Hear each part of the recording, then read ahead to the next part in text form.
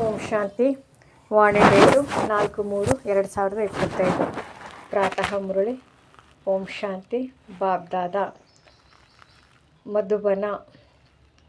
ಮಧುರ ಮಕ್ಕಳೇ, ಯಾರು ಆರಂಭದಿಂದ ಭಕ್ತಿ ಮಾಡಿದ್ದಾರೆ, 84 ಜನ್ಮಗಳನ್ನು ತೆಗೆದುಕೊಂಡಿದ್ದಾರೆಯೋ ಅವರು ಈ ಜ್ಞಾನವನ್ನು ಬಹಳ ರುಚಿಯಿಂದ ಕೇಳುತ್ತಾರೆ,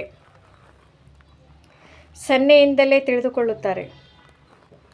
ಪ್ರಶ್ನೆ: ದೇವಿ ದೇವತಾ ಮನೆತನಕ್ಕೆ ಸಮೀಪದ ಆತ್ಮಗಳೇ ಅಥವಾ ದೂರದವರೇ ಎಂಬುದನ್ನು ಪರಿಶೀಲನೆ ಮಾಡುವುದು ಹೇಗೆ? ಉತ್ತರ: ಯಾರು ನಿಮ್ಮ ದೇವತಾ ಮನೆತನದ ಆತ್ಮಗಳಿರುವರೋ ಅವರಿಗೆ ಜ್ಞಾನದ ಎಲ್ಲ ಮಾತುಗಳು ಕೇಳುತ್ತಿದ್ದಂತೆಯೇ ಸರಿ ಎನಿಸುತ್ತದೆ. ಅವರು ತಬ್ಬಿಬ್ಬಾಗುವುದಿಲ್ಲ. ಎಷ್ಟು ಹೆಚ್ಚಿನ ಭಕ್ತಿ ಮಾಡಿರುವರೋ ಅಷ್ಟು ಹೆಚ್ಚು ಜ್ಞಾನವನ್ನು ಕೇಳುವ ಪ್ರಯತ್ನ ಪಡುತ್ತಾರೆ. ಅಂದಾಗ ಮಕ್ಕಳು ನಾಡಿಯನ್ನು ನೋಡಿ ಸೇವೆ ಮಾಡಬೇಕು. ಓಂ ಶಾಂತಿ. ಆತ್ಮೀಯ ತಂದೆಯು ಕುಳಿತು ಆತ್ಮೀಯ ಮಕ್ಕಳಿಗೆ ತಿಳಿಸುತ್ತಾರೆ. ಇದನ್ನು ಮಕ್ಕಳು ತಿಳಿದುಕೊಂಡಿದ್ದೀರಿ. ತಂದೆಯು ನಿರಾಕಾರನಾಗಿದ್ದಾರೆ. ಈ ಶರೀರದ ಮೂಲಕ ಕುಳಿತು ತಿಳಿಸುತ್ತಾರೆ, ನಾವು ಆತ್ಮಗಳು ಸಹ ನಿರಾಕಾರಿಯಾಗಿದ್ದೇವೆ. ಈ ಶರೀರದಿಂದ ಕೇಳುತ್ತೇವೆ. ಅಂದಾಗ ಈಗ ಇಬ್ಬರು ತಂದೆಯವರು ಒಟ್ಟಿಗೆ ಇದ್ದಾರಲ್ಲವೇ? ಇಬ್ಬರೂ ತಂದೆಯವರು ಇಲ್ಲಿದ್ದಾರೆಂಬುದು ಮಕ್ಕಳಿಗೆ ತಿಳಿದಿದೆ. ಮೂರನೇ ತಂದೆಯನ್ನಂತೂ ಅರಿತುಕೊಂಡಿದ್ದೀರಿ. ಆದರೆ ಅವರಿಗಿಂತಲೂ ಇವರೇ ಅಂದರೆ ಬ್ರಹ್ಮರವರು ಒಳ್ಳೆಯವರಾಗಿದ್ದಾರೆ. ಇವರಿಗಿಂತಲೂ ಶಿವ ತಂದೆಯು ಇನ್ನೂ ಒಳ್ಳೆಯವರಾಗಿದ್ದಾರೆ. ನಂಬರ್ 1 ಇದ್ದಾರಲ್ಲವೇ? ಆದ್ದರಿಂದ ಈ ಲೌಕಿಕದಿಂದ ಸಂಬಂಧವು ತುಂಡಾಗಿ ಇವರಿಬ್ಬರೊಂದಿಗೆ ಸಂಬಂಧ ಸೇರ್ಪಡುತ್ತದೆ. ಮನುಷ್ಯರಿಗೆ ಹೇಗೆ ತಿಳಿಸಿಕೊಡಬೇಕು ಎಂಬುದು ತಂದೆಯು ತಿಳಿಸುತ್ತಾರೆ. ನಿಮ್ಮ ಬಳಿ ಮೇಳ ಪ್ರದರ್ಶನಿಯಲ್ಲಿ ಅನೇಕರು ಬರುತ್ತಾರೆ. ಇದು ಸಹ ನಿಮಗೆ ಅರ್ಥವಾಗಿದೆ. ಎಲ್ಲರೂ 84 ಜನ್ಮಗಳನ್ನು ತೆಗೆದುಕೊಳ್ಳುವುದಿಲ್ಲ. ಅಂದಾಗ ಇವರು 84 ಜನ್ಮಗಳನ್ನು ತೆಗೆದುಕೊಳ್ಳುವವರೇ ಅಥವಾ 10 ಜನ್ಮಗಳನ್ನು ತೆಗೆದುಕೊಳ್ಳುವವರೇ ಅಥವಾ 20 ಜನ್ಮಗಳನ್ನು ತೆಗೆದುಕೊಳ್ಳುವವರೇ ಎಂದು ಹೇಗೆ ತಿಳಿಯುತ್ತದೆ? ಈಗ ನೀವು ಮಕ್ಕಳಂತೂ ತಿಳಿದುಕೊಂಡಿರುವಿರಿ. ಯಾರು ಆರಂಭದಿಂದ ಹೆಚ್ಚಿನ ಭಕ್ತಿ ಮಾಡಿರುವರೋ ಅವರಿಗೆ ಫಲವು ಸಹ ಅಷ್ಟೇ ಬೇಗನೆ ಮತ್ತು ಒಳ್ಳೆಯ ಫಲವು ಸಿಗುವುದು. ಭಕ್ತಿಯನ್ನು ಸ್ವಲ್ಪ ಮಾಡಿದರೆ ಮತ್ತು ತಡವಾಗಿ ಮಾಡಿದರೆ ಫಲವು ಸಹ ಅಷ್ಟೇ ಕಡಿಮೆ ಮತ್ತು ತಡವಾಗಿ ಸಿಗುವುದು. ಇದನ್ನು ತಂದೆಯು ಸೇವೆ ಮಾಡುವ ಮಕ್ಕಳಿಗಾಗಿ ತಿಳಿಸುತ್ತಾರೆ. ತಿಳಿಸಿ, ನೀವು ಭಾರತವಾಸಿಯವರಾಗಿದ್ದೀರಿ ಅಂದ ಮೇಲೆ ನೀವು ದೇವಿ ದೇವತೆಗಳನ್ನು ಒಪ್ಪುತ್ತೀರಾ? ಭಾರತದಲ್ಲಿ ಈ ಲಕ್ಷ್ಮೀ ನಾರಾಯಣರ ರಾಜ್ಯವಿತ್ತಲ್ಲವೇ? ಯಾರು 84 ಜನ್ಮಗಳನ್ನು ತೆಗೆದುಕೊಳ್ಳುವವರೋ ಆರಂಭದಿಂದ ಭಕ್ತಿ ಮಾಡಿರುವರೋ ಅವರು ಅವಶ್ಯವಾಗಿ ಆದಿ ಸನಾತನ ದೇವಿ ದೇವತಾ ಧರ್ಮವಿತ್ತು ಎಂಬುದು ಬಹಳ ಬೇಗನೆ ಅರ್ಥ ಮಾಡಿಕೊಳ್ಳುತ್ತಾರೆ. ಬಹಳ ರುಚಿಯಿಂದ ಕೇಳಿ ತೊಡಗುತ್ತಾರೆ. ಕೆಲವರಂತೂ ಹಾಗೇ ನೋಡಿಕೊಂಡು ಹೊರಟು ಹೋಗುತ್ತಾರೆ. ಬುದ್ಧಿಯಲ್ಲಿ ಕುಳಿತುಕೊಳ್ಳುವುದೇ ಇಲ್ಲವೇನೋ ಎನ್ನುವಂತೆ ಏನೇನೋ ಕೇಳದೆ ಹೊರಟು ಹೋಗುತ್ತಾರೆ. ಅಂಥವರು ಇಲ್ಲಿಯವರು ಅಲ್ಲವೆಂದು ಅರ್ಥ ಮಾಡಿಕೊಳ್ಳಬೇಕು. ಮುಂದೆ ಹೋದಂತೆ ಅವರು ತಿಳಿದುಕೊಳ್ಳಲೂಬಹುದು. ಕೆಲವರಿಗೆ ತಿಳಿಸಿದ ತಕ್ಷಣ ತಲೆಯನ್ನು ಅಲುಗಾಡಿಸುತ್ತಿರುತ್ತಾರೆ. ಅವಶ್ಯವಾಗಿ ಈ ಲೆಕ್ಕದಿಂದ ಅವರದು 84 ಜನ್ಮಗಳು ಸರಿಯಾಗಿದೆ ಎಂದು ತಿಳಿಯುತ್ತದೆ. ಒಂದು ವೇಳೆ ಪೂರ್ಣ 84 ಜನ್ಮಗಳನ್ನು ತೆಗೆದುಕೊಂಡಿದ್ದೇವೆ ಎಂಬುದನ್ನು ನಾವು ಹೇಗೆ ನಂಬುವುದು ಎಂದು ಕೇಳುತ್ತಾರೆಂದರೆ ಆಗ ತಿಳಿಸಿ, 84 ಜನ್ಮಗಳು ತೆಗೆದುಕೊಂಡಿಲ್ಲವೆಂದರೆ 82 ಇರಲಿ, ದೇವತಾ ಧರ್ಮದಲ್ಲಂತೂ ಬಂದಿರುತ್ತೀರಿ. ನೋಡಿ, ಬುದ್ಧಿಯಲ್ಲಿ ಅವರಿಗೆ ಇದು ಸರಿ ಎನಿಸಲಿಲ್ಲವೆಂದರೆ ಇವರು 84 ಜನ್ಮಗಳನ್ನು ತೆಗೆದುಕೊಳ್ಳುವವರಲ್ಲ ಎಂದು ತಿಳಿಯಿರಿ. ದೂರದವರು ಕಡಿಮೆ ಕೇಳುತ್ತಾರೆ. ಯಾರು ಬಹಳ ಭಕ್ತಿ ಮಾಡಿರುವರೋ ಅವರು ಹೆಚ್ಚಿನದಾಗಿ ಕೇಳುವ ಪ್ರಯತ್ನ ಪಡುತ್ತಾರೆ. ಬಹಳ ಬೇಗನೆ ಅರ್ಥ ಮಾಡಿಕೊಳ್ಳುತ್ತಾರೆ. ಕಡಿಮೆ ಅರ್ಥ ಮಾಡಿಕೊಳ್ಳುತ್ತಾರೆಂದರೆ ಇವರು ತಡವಾಗಿ ಬರುವವರೆಂದು ತಿಳಿಯಿರಿ. ಭಕ್ತಿಯನ್ನು ಸಹ ಅವರು ತಡವಾಗಿಯೇ ಮಾಡಿರುತ್ತಾರೆ. ಬಹಳ ಭಕ್ತಿ ಮಾಡುವವರು ಸನ್ನೆಯಿಂದಲೇ ತಿಳಿಯುತ್ತಾರೆ. ಈ ನಾಟಕವು ಪುನರಾವರ್ತನೆ ಆಗುತ್ತದೆಯಲ್ಲವೇ? ಎಲ್ಲವೂ ಭಕ್ತಿಯ ಮೇಲೆ ಆಧಾರಿತವಾಗಿದೆ. ಇವರು ಬ್ರಹ್ಮರವರು ಎಲ್ಲರಿಗಿಂತ ಹೆಚ್ಚು ಭಕ್ತಿ ಮಾಡಿದ್ದಾರಲ್ಲವೇ? ಕಡಿಮೆ ಭಕ್ತಿ ಮಾಡಿದರೆ ಫಲವು ಕಡಿಮೆ ಸಿಗುವುದು. ಇವೆಲ್ಲವೂ ತಿಳಿದುಕೊಳ್ಳುವ ಮಾತುಗಳಾಗಿವೆ. ಮಂದ ಬುದ್ಧಿಯವರು ಧಾರಣೆ ಮಾಡಲು ಸಾಧ್ಯವಿಲ್ಲ. ಈ ಮೇಳ ಪ್ರದರ್ಶನಗಳು ಆಗುತ್ತಿರುತ್ತವೆ, ಎಲ್ಲ ಭಾಷೆಗಳಲ್ಲಿ ಹೊರಬರುತ್ತವೆ. ಇಡೀ ಪ್ರಪಂಚಕ್ಕೆ ತಿಳಿಸಬೇಕಾಗಿದೆ ಅಲ್ಲವೇ? ನೀವು ಸತ್ಯವಾದ ಪೈಗಂಬರರು ಮತ್ತು ಸಂದೇಶ ಪುತ್ರರಾಗಿದ್ದೀರಿ. ಆ ಧರ್ಮಸ್ಥಾಪಕರಂತೂ ಏನೂ ಮಾಡುವುದಿಲ್ಲ. ಅವರು ಗುರುಗಳೂ ಅಲ್ಲ. ಗುರುವೆಂದು ಹೇಳುತ್ತಾರೆ, ಆದರೆ ಅವರೇನು ಸದ್ಗತಿ ದಾತನಾಗಿದ್ದಾರೆಯೇ? ಅವರು ಪಾತ್ರವನ್ನು ಅಭಿನಯಿಸಲು ಬಂದಾಗ ಅವರ ಸಂಸ್ಥೆಯೇ ಇರುವುದಿಲ್ಲ. ಅಂದಮೇಲೆ ಯಾರ ಸದ್ಗತಿ ಮಾಡುತ್ತಾರೆ? ಯಾರು ಸದ್ಗತಿ ನೀಡಿರುವರೋ, ದುಃಖಧಾಮದಿಂದ ಶಾಂತಿಯಲ್ಲಿ ಕರೆದುಕೊಂಡು ಹೋಗುವರೋ ಅವರೇ ಗುರುಗಳಾಗಿದ್ದಾರೆ. ಕ್ರೈಸ್ತ ಮೊದಲಾದವರು ಗುರುಗಳು ಅಲ್ಲ. ಅವರು ಕೇವಲ ಧರ್ಮಸ್ಥಾಪಕರಾಗಿದ್ದಾರೆ. ಅನ್ಯ ಯಾವುದೇ ಸ್ಥಾನಮಾನವಿಲ್ಲ. ಯಾರು ಮೊಟ್ಟಮೊದಲು ಸತೋಪ್ರಧಾನತೆಯಲ್ಲಿದ್ದು ನಂತರ ಸತೋ ರಜೋ ತಮೋದಲ್ಲಿ ಬರುವರೋ ಅವರಿಗೆ ಸ್ಥಾನಮಾನವಿರುತ್ತದೆ. ಧರ್ಮಸ್ಥಾಪಕರಂತೂ ತಮ್ಮ ಧರ್ಮಸ್ಥಾಪನೆ ಮಾಡಿ ಪುನರ್ಜನ್ಮವನ್ನು ತೆಗೆದುಕೊಳ್ಳುತ್ತಾ ಇರುತ್ತಾರೆ. ಮತ್ತು ಯಾವಾಗ ಎಲ್ಲರದು ತಮೋ ಪ್ರಧಾನ ಸ್ಥಿತಿಯಾಗುವುದೋ ಆಗ ತಂದೆಯು ಬಂದು ಎಲ್ಲರನ್ನು ಪವಿತ್ರನಾಗಿ ಮಾಡಿ ಕರೆದುಕೊಂಡು ಹೋಗುತ್ತಾರೆ. ಪಾವನರಾದ ಮೇಲೆ ಮತ್ತೆ ಈ ಪತಿತ ಪ್ರಪಂಚದಲ್ಲಿ ಇರುವುದಿಲ್ಲ. ಪವಿತ್ರ ಆತ್ಮಗಳು ಮುಕ್ತಿಯಲ್ಲಿ ಹೊರಟು ಹೋಗುತ್ತಾರೆ, ನಂತರ ಜೀವನ್ಮುಕ್ತಿಯಲ್ಲಿ ಬರುತ್ತಾರೆ. ಭಗವಂತನು ಮುಕ್ತಿದಾತನಾಗಿದ್ದಾರೆ, ಮಾರ್ಗದರ್ಶಕನಾಗಿದ್ದಾರೆ ಎಂದು ಹೇಳುತ್ತಾರೆ. ಆದರೆ ಇದರ ಅರ್ಥವನ್ನು ತಿಳಿದುಕೊಂಡಿಲ್ಲ. ಅರ್ಥವನ್ನು ತಿಳಿದುಕೊಂಡರೆ ಅವರೇನು ತಿಳಿದುಕೊಳ್ಳುವರು? ಸತ್ಯಯುಗದಲ್ಲಿ ಭಕ್ತಿ ಮಾರ್ಗದ ಶಬ್ದಗಳೇ ಇರುವುದಿಲ್ಲ. ಎಲ್ಲರೂ ತಮ್ಮ ತಮ್ಮ ಪಾತ್ರವನ್ನು ಅಭಿನಯಿಸುವುದು ಸಹ ನಾಟಕದಲ್ಲಿ ನಿಗದಿಯಾಗಿದೆ. ಯಾರೊಬ್ಬರೂ ಸದ್ಗತಿಯನ್ನು ಹೊಂದಲು ಸಾಧ್ಯವಿಲ್ಲ. ಈಗ ನಿಮಗೆ ಈ ಜ್ಞಾನವು ಸಿಗುತ್ತಿದೆ. ತಂದೆಯೂ ಸಹ ಹೇಳುತ್ತಾರೆ, ನಾನು ಕಲ್ಪವು ಕಲ್ಪದ ಸಂಗಮಯುಗದಲ್ಲಿ ಬರುತ್ತೇನೆ. ಇದಕ್ಕೆ ಕಲ್ಯಾಣಕಾರಿ ಸಂಗಮಯುಗವೆಂದು ಕರೆಯಲಾಗುತ್ತದೆ. ಮತ್ಯಾವುದೇ ಯುಗವೂ ಕಲ್ಯಾಣಕಾರಿ ಅಲ್ಲ. ಸತ್ಯಯುಗ ಮತ್ತು ತ್ರೇತಾಯುಗದ ಸಂಗಮಕ್ಕೆ ಯಾವುದೇ ಮಹತ್ವವಿಲ್ಲ. ಸೂರ್ಯವಂಶೀಯರು ಕಳೆದ ಮೇಲೆ ಚಂದ್ರವಂಶಿ ರಾಜ್ಯವು ನಡೆಯುತ್ತದೆ. ಮತ್ತು ಚಂದ್ರವಂಶೀಯರಿಂದ ವೈಶ್ಯವಂಶೀಯರಾದಾಗ ಚಂದ್ರವಂಶವು ಕಳೆದು ಹೋಗುತ್ತದೆ. ಅದರ ನಂತರ ಏನಾದೆವು ಎಂಬುದೇ ತಿಳಿದಿರುವುದಿಲ್ಲ. ಚಿತ್ರಗಳಿರುತ್ತವೆ, ಆದರೆ ಅದರಿಂದ ಈ ಸೂರ್ಯವಂಶೀಯರು ನಮ್ಮ ಹಿರಿಯರಾಗಿದ್ದರೂ ಈ ಚಂದ್ರವಂಶೀಯರದ್ದು ಎಂಬುದನ್ನು ತಿಳಿದುಕೊಳ್ಳುತ್ತಾರೆ. ಇವರು ಸತ್ಯಯುಗದಲ್ಲಿ ಮಹಾರಾಜ, ಇವರು ರಾಜ, ಹಿರಿಯ ಧನವಂತರಾಗಿದ್ದರು. ಆದರೂ ಸಹ ಅವರು ಅನುತ್ತೀರ್ಣರು ಆದರಲ್ಲವೇ? ಈ ಮಾತುಗಳು ಯಾವುದೇ ಶಾಸ್ತ್ರಗಳಲ್ಲಿ ಇಲ್ಲ. ಈ ಸಮಯದಲ್ಲಿ ತಂದೆಯು ತಿಳಿಸಿಕೊಡುತ್ತಾರೆ, ಹೇ ತಂದೆಯೇ, ನಮ್ಮನ್ನು ಮುಕ್ತಗೊಳಿಸಿ ಪತಿತರಿಂದ ಪಾವನರನ್ನಾಗಿ ಮಾಡಿ ಎಂದು ಎಲ್ಲರೂ ಕೇಳುತ್ತಾರೆ. ಸುಖವನ್ನು ಕೊಡಿ ಎಂದು ಹೇಳುವುದಿಲ್ಲ, ಏಕೆಂದರೆ ಸುಖಕ್ಕಾಗಿ ಸುಖವು ಕಾಗುವಿಷ್ಟ ಸಮಾನ ಎಂದು ಸನ್ಯಾಸಿಗಳು ಶಾಸ್ತ್ರಗಳಲ್ಲಿ ನಿಂದನೆ ಮಾಡಿಬಿಟ್ಟಿದ್ದಾರೆ. ಮನಃಶಾಂತಿ ಹೇಗೆ ಸಿಗುವುದೆಂದು ಎಲ್ಲರೂ ಕೇಳುತ್ತಾರೆ. ಈಗ ನೀವು ಮಕ್ಕಳು ತಿಳಿದುಕೊಂಡಿದ್ದೀರಿ. ನಿಮಗೆ ಸುಖ ಶಾಂತಿ ಎರಡೂ ಸಿಗುತ್ತದೆ. ಎಲ್ಲಿ ಶಾಂತಿ ಇರುವುದೋ ಅಲ್ಲಿ ಸುಖವಿರುತ್ತದೆ, ಎಲ್ಲಿ ಅಶಾಂತಿ ಇರುವುದೋ ಅಲ್ಲಿ ದುಃಖವಿರುತ್ತದೆ. ಸತ್ಯಯುಗದಲ್ಲಿ ಸುಖ ಶಾಂತಿ ಇರುತ್ತದೆ, ಇಲ್ಲಿ ಅಶಾಂತಿ ಇದೆ. ಇದನ್ನು ತಂದೆಯೇ ತಿಳಿಸುತ್ತಾರೆ. ನಿಮ್ಮನ್ನು ಮಾಯಾ ರಾವಣನು ಎಷ್ಟೊಂದು ತುಚ್ಛ ಬುದ್ಧಿಯವರನ್ನಾಗಿ ಮಾಡಿಬಿಟ್ಟಿದ್ದಾನೆ. ಇದು ಸಹ ನಾಟಕದಲ್ಲಿ ಮಾಡಲ್ಪಟ್ಟಿದೆ. ತಂದೆಯು ತಿಳಿಸುತ್ತಾರೆ, ನಾನು ಸಹ ನಾಟಕದ ಬಂಧನದಲ್ಲಿ ಬಂಧಿತನಾಗಿದ್ದೇನೆ. ನನ್ನ ಪಾತ್ರವೇ ಈ ಸಮಯದಲ್ಲಿದೆ, ಅದನ್ನು ನಾನು ಅಭಿನಯಿಸುತ್ತಿದ್ದೇನೆ. ಬಾಬಾ ಕಲ್ಪಕಲ್ಪವು ತಾವೇ ಬಂದು ಭ್ರಷ್ಟಾಚಾರಿ ಪತಿತರಿಂದ ಶ್ರೇಷ್ಠಾಚಾರಿ ಪಾವನರನ್ನಾಗಿ ಮಾಡುತ್ತೀರೆಂದರೆ ಹೇಳುತ್ತೀರಿ. ನೀವು ರಾವಣನ ಮೂಲಕವೇ ಭ್ರಷ್ಟಾಚಾರಿಗಳು ಆಗಿದ್ದಿರಿ. ಈಗ ತಂದೆಯು ಬಂದು ಮನುಷ್ಯರಿಂದ ದೇವತೆಗಳನ್ನಾಗಿ ಮಾಡುತ್ತಾರೆ. ಇದರ ಯಾವ ಗಾಯನವಿದೆಯೋ ಅದರ ಅರ್ಥವನ್ನು ತಂದೆಯೇ ಬಂದು ತಿಳಿಸುತ್ತಾರೆ.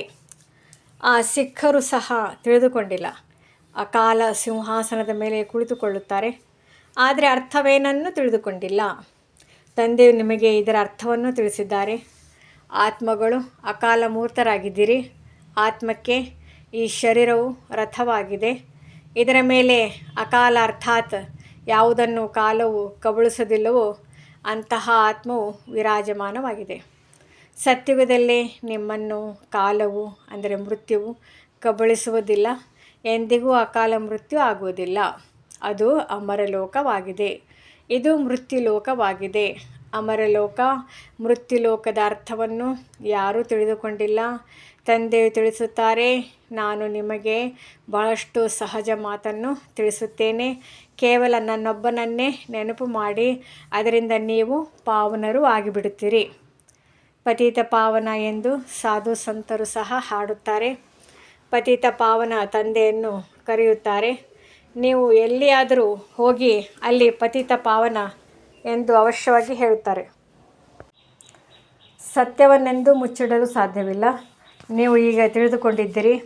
ಈಗ ಪತಿತ ಪಾವನ ತಂದೆಯು ಬಂದಿದ್ದಾರೆ. ನಮಗೆ ಮಾರ್ಗವನ್ನು ತಿಳಿಸುತ್ತಿದ್ದಾರೆ. ಕಲ್ಪದ ಹಿಂದೆಯೂ ಸಹ ತಿಳಿಸಿದ್ದರು. ತಮ್ಮನ್ನು ಆತ್ಮವೆಂದು ತಿಳಿದು ನನ್ನನ್ನೊಬ್ಬನನ್ನೇ ನೆನಪು ಮಾಡಿದರೆ ನೀವು ಸತೋ ಪ್ರಧಾನರು ಆಗುತ್ತೀರಿ. ನೀವೆಲ್ಲರೂ ನಾನು ಪ್ರಿಯತಮನ ಪ್ರಿಯತಮೆಯರಾಗಿದ್ದೀರಿ.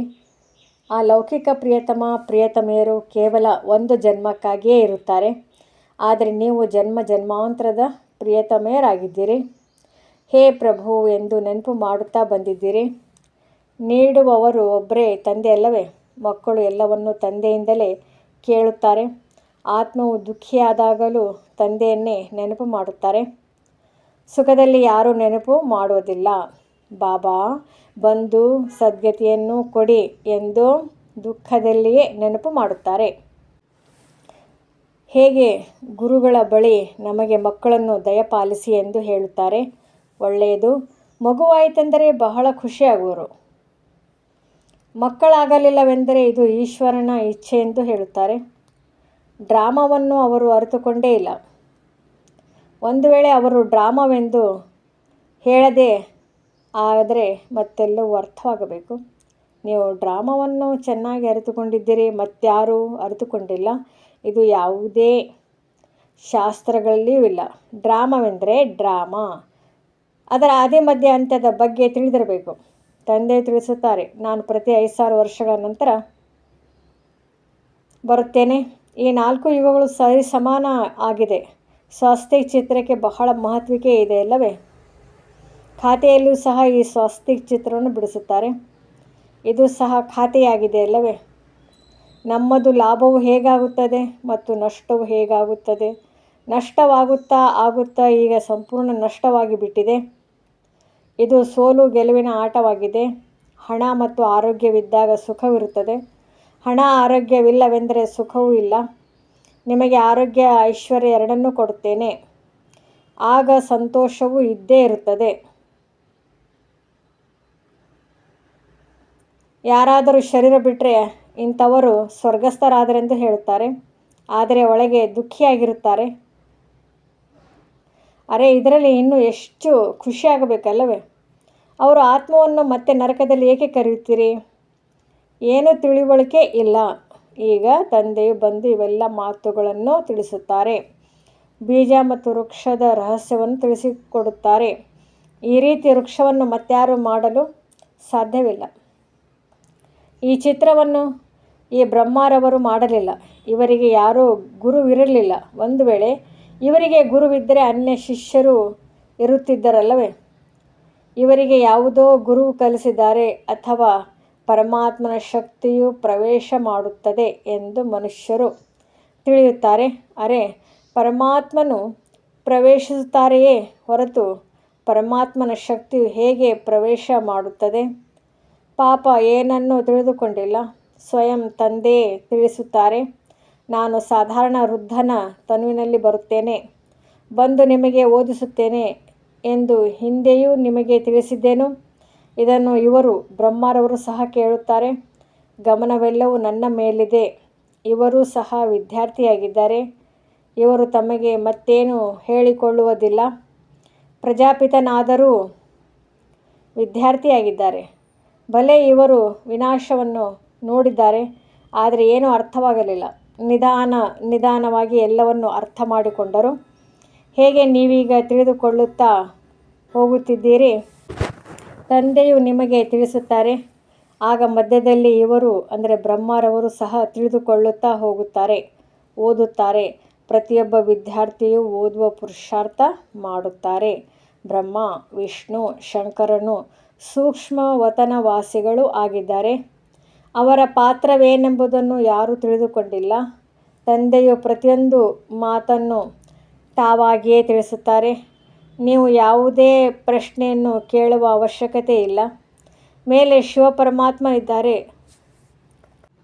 ಅವರ ನಂತರ ದೇವತೆಗಳು ಅಂದ ಮೇಲೆ ಅವರನ್ನು ಸೇರಿಸಲು ಹೇಗೆ ಸಾಧ್ಯ? ಈಗ ನೀವು ಮಕ್ಕಳು ತಿಳಿದುಕೊಂಡಿದ್ದೀರಿ. ತಂದೆಯು ಬಂದು ಇವರಲ್ಲಿ ಪ್ರವೇಶ ಮಾಡುತ್ತಾರೆ. ಆದ್ದರಿಂದ ಬಾಬ್ ದಾದಾ ಎಂದು ಹೇಳಲಾಗುತ್ತದೆ. ತಂದೆಯು ಬೇರೆ, ಈ ದಾದಾ ಬೇರೆಯಾಗಿದ್ದಾರೆ. ಶಿವನು ತಂದೆ, ಈ ದಾದಾರವರು ಬ್ರಹ್ಮನಾಗಿದ್ದಾರೆ. ಆಸ್ತಿಯು ಶಿವತಂದೆಯಿಂದ ಸಿಗುತ್ತದೆಯಲ್ಲವೇ?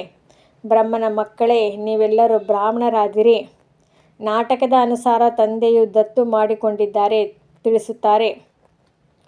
ಇವರು ನಂಬರ್ 1 ಭಕ್ತನಾಗಿದ್ದಾರೆ. 84 ಜನ್ಮಗಳನ್ನು ಸಹ ಇವರೇ ತಿಳಿದುಕೊಂಡಿದ್ದಾರೆ ಮತ್ತು ಇವರಿಗೆ ಶ್ಯಾಮ ಸುಂದರನೆಂದು ಹೇಳುತ್ತಾರೆ.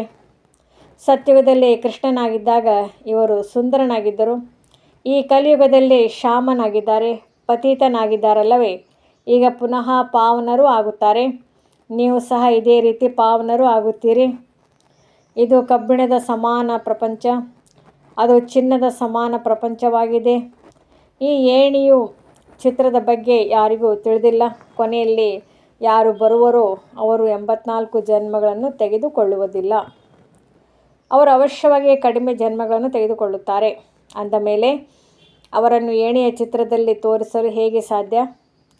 ತಂದೆಯು ತಿಳಿಸುತ್ತಾರೆ, ಎಲ್ಲರಿಗಿಂತ ಹೆಚ್ಚಿನ ಜನ್ಮಗಳನ್ನು ಯಾರು ತೆಗೆದುಕೊಳ್ಳುತ್ತಾರೆ, ಎಲ್ಲರಿಗಿಂತ ಕಡಿಮೆ ಜನ್ಮಗಳನ್ನು ಯಾರು ತೆಗೆದುಕೊಳ್ಳುತ್ತಾರೆ. ಇದು ಜ್ಞಾನವಾಗಿದೆ. ತಂದೆ ಜ್ಞಾನಪೂರ್ಣ ಪತಿತ ಪಾವನನಾಗಿದ್ದಾರೆ. ಆದಿ, ಮಧ್ಯ, ಅಂತ್ಯದ ಜ್ಞಾನವನ್ನು ತಿಳಿಸುತ್ತಿದ್ದಾರೆ. ಸನ್ಯಾಸಿಗಳೆಲ್ಲರೂ ನೇತಿ ನಮಗೆ ಗೊತ್ತಿಲ್ಲ ಎಂದು ಹೇಳುತ್ತಾ ಬಂದಿದ್ದಾರೆ. ತಮ್ಮ ಆತ್ಮವನ್ನೇ ತಿಳಿದುಕೊಂಡಿಲ್ಲವೆಂದರೆ ಮತ್ತೆ ತಂದೆಯನ್ನು ಹೇಗೆ ತಿಳಿದುಕೊಳ್ಳುತ್ತಾರೆ? ಕೇವಲ ನಾಮ ಮಾತ್ರ ಹೇಳುತ್ತಾರೆ. ಈಗ ಆತ್ಮವೆಂದರೇನೆಂದು ತಿಳಿದುಕೊಂಡಿಲ್ಲ. ಈಗ ನಿಮಗೆ ಅರ್ಥವಾಗಿದೆ. ಆತ್ಮವು ಅವಿನಾಶಿಯಾಗಿದೆ. ಅದರಲ್ಲಿ 84 ಜನ್ಮಗಳ ಅವಿನಾಶಿ ಪಾತ್ರವು ನಿಗದಿಯಾಗಿದೆ.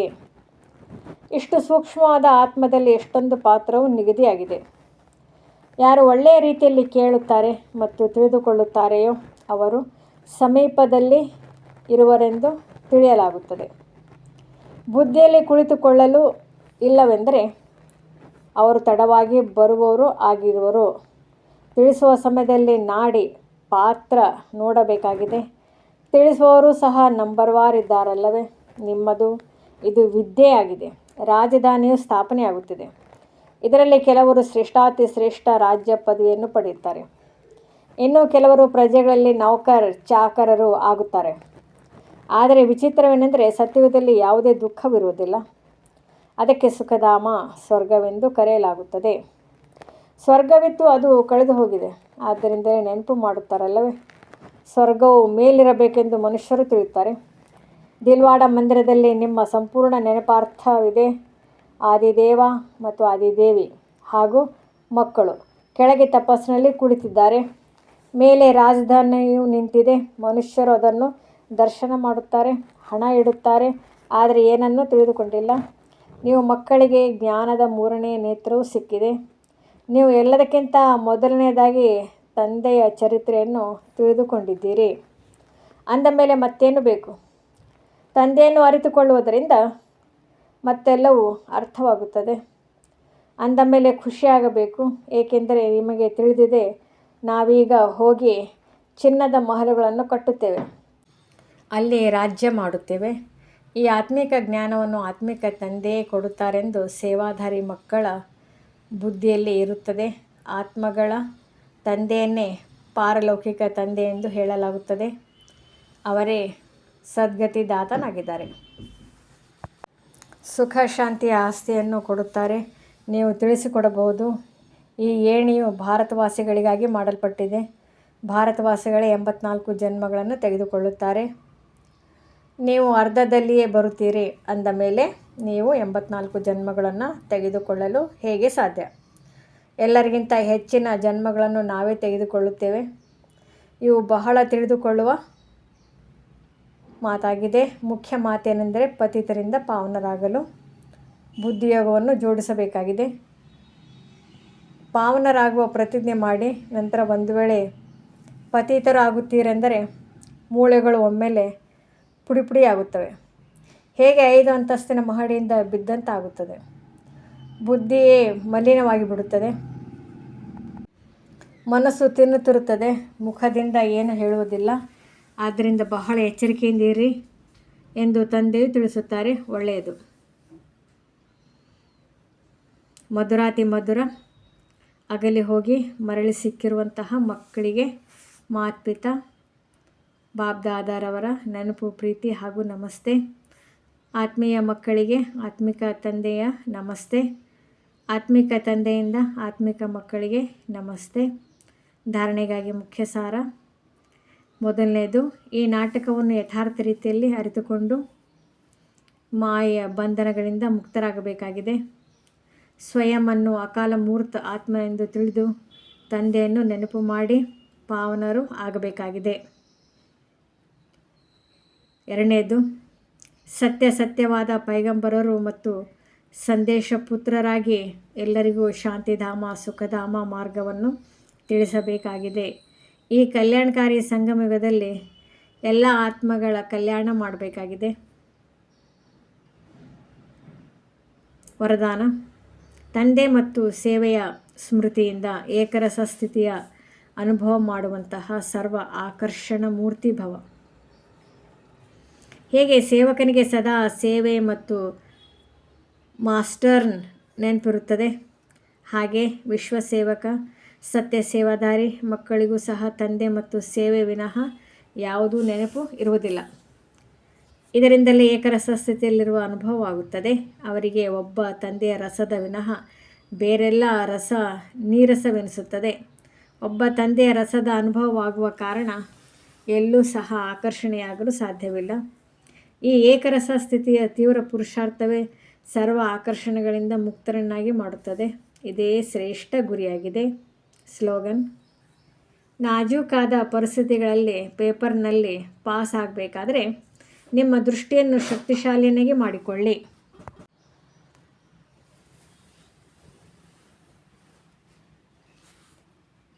ಅವ್ಯಕ್ತ ಸೂಚನೆ: ಸತ್ಯ ಮತ್ತು ಸಭ್ಯತೆ ರೂಪಿ ಕಲ್ಚರ್ ಸಂಸ್ಕೃತಿಯನ್ನು ತಮ್ಮದಾಗಿಸಿಕೊಳ್ಳಿರಿ.